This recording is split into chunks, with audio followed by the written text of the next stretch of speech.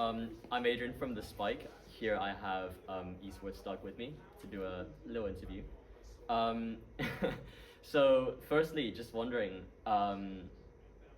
Baby Bay, that's been a pretty hot topic for the past month or so. Yeah. Been your casting duo for, I think, over a year by now. Yeah, a little over a year, yeah. Just kind of wondering, like, how do you think he's been performing? You know, how, on his side, what are your thoughts?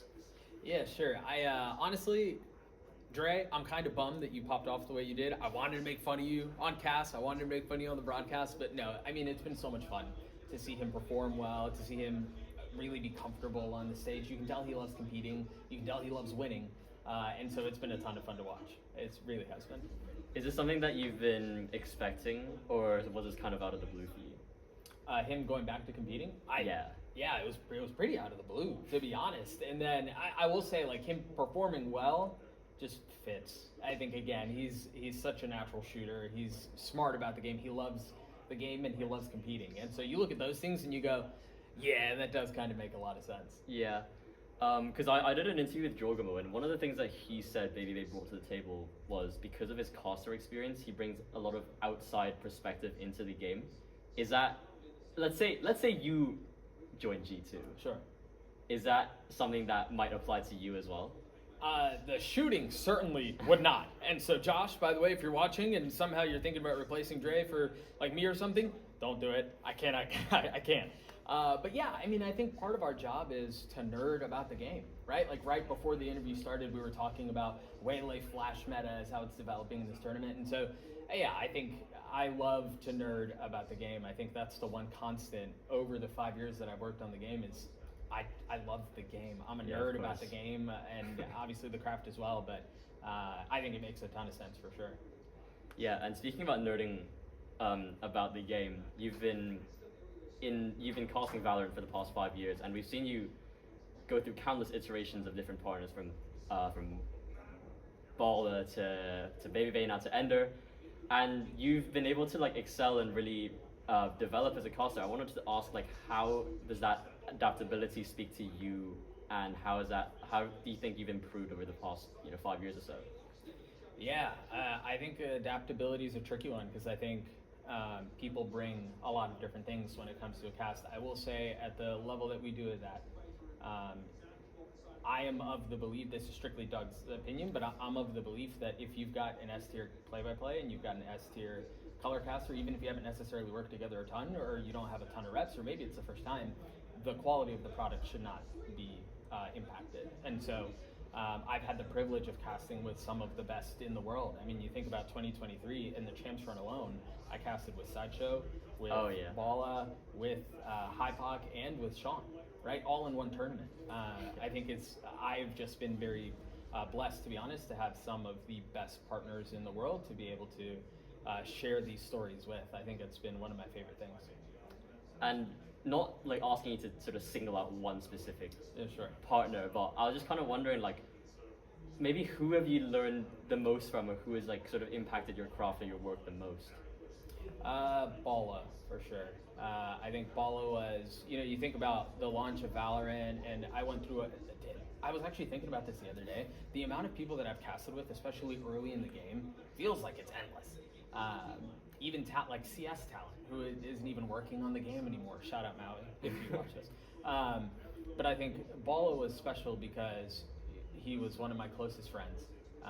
He had casting experience. He comes over to Valorant, incredibly intelligent about the game, and he loves the craft as much as I do. I think that's something that can kind of be hard to find, to be honest. I think as much as I obsess about the game, I'm maybe twice as big a nerd about the craft, about casting, about the language, about weaponizing words in a way that paints a beautiful picture and rides emotions and get people hanging at the edge of your seat waiting to see what's going to happen next, right? Like, I want to invoke feeling, and that's something that Paul thought about a ton as well. And so just being able to nerd out with him about words and think about different ways to, tell a similar story for things that we've already seen before, right? Like, how many different ways can you say somebody killed somebody? Yeah, that's true. And you think about how many times it happens in just one map, right? And then you think about a series and you think about an entire year and you go, yeah, we've got to find a different way to tell that story, right? And Bala was one of my favorites because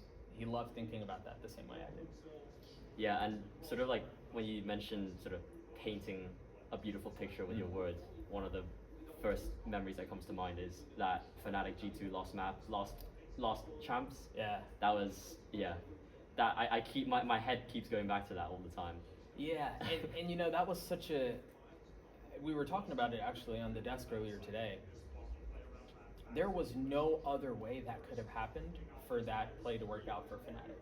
And that's, again, something I'm very thankful for is, humbly, I've had the opportunity to be a part of some of the most special moments in the sport, right? I think about, you know, TENS, the pistol on Icebox. I was actually thinking about the random Hiko clutches on Icebox earlier today from like 2021, right? Yeah. I think about like, there's just so many really special moments, and just having the privilege of being a part of moments like that, moments that will far outlive me, moments that will far outlive, I mean, those will go into history books, right? We're going to talk about those for a really long time, and that is, as heartbreaking as it was for G2, and it was, yeah.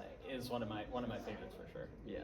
And is Bala doing well? Like, do you know, I mean, he's with his family, like he's got family commitments. Is he doing well, do you know? Yeah, he actually just got, no, he's fine. I almost started to like give some crazy fake narrative, and I thought I should stop. Yeah, I was actually talking to him earlier today. Okay. He and I have stayed close, very thankful for his friendship. I miss him dearly. I think the game, for as much as I love Valorant, obviously, I think the game is missing a little something because he's not in it anymore. I think his mind and his knowledge of the game is sorely lacked, but yeah, he's doing exceptionally well, and I'm super happy for him. That's great to hear. And sort of my last question, really. What are you looking at in the future? Sort of like, because you've been casting Valorant for the past 5 years. Are you sort of, is that something that you really want to stay within? Like, is there anything that you want to maybe elevate for next year, or like sort of just any big plans that come to mind, or just sort of like just living in the moment, etc.? Yeah, I think as I was mentioning earlier, I love the craft of casting just so much.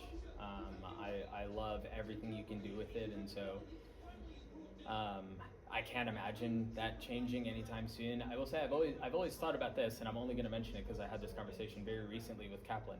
Oh, yeah.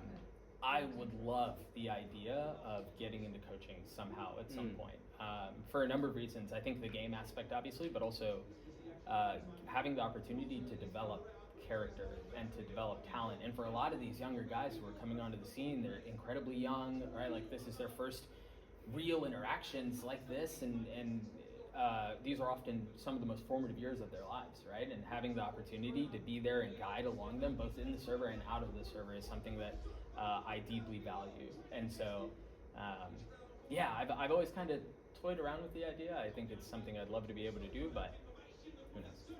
Who knows? Well, maybe I'll see a Send Dog 2028. No, Kaplan, keep the job. I don't know that I want that one quite yet. You can hang on to that one.